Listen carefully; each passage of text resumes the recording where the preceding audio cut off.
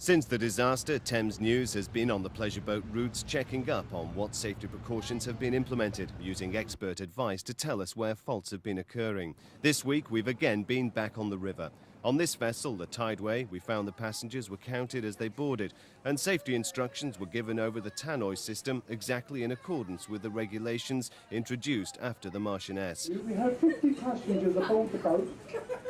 But as with other pleasure boats, we couldn't hear the tannoy properly in the toilets, although the owners told us they could.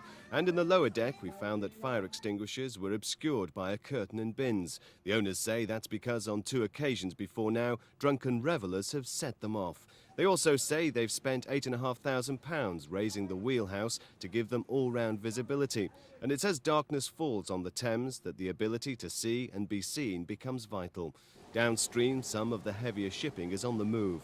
Higher up the Thames, the pleasure craft carrying the sightseers and the partygoers set off. The Port of London Authority believe regulations now make it a safer place for both types of vessel. Yes, the arrangements should sharpen that up a little more, and we've got backup things now which will make that a little safer.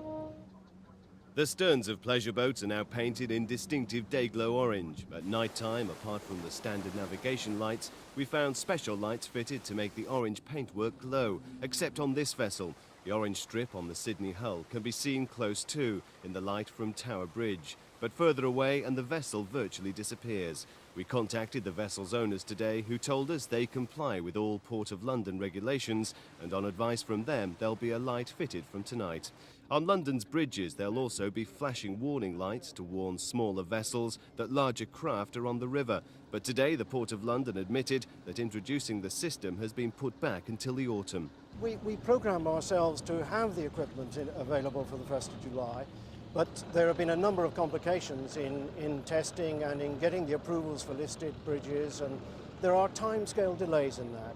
Overall, there's no doubt that the Thames has become safer. It's a process which has been helped inadvertently by the recession, which has reduced the number of the bigger seagoing vessels which compete for room on this narrow stretch of water.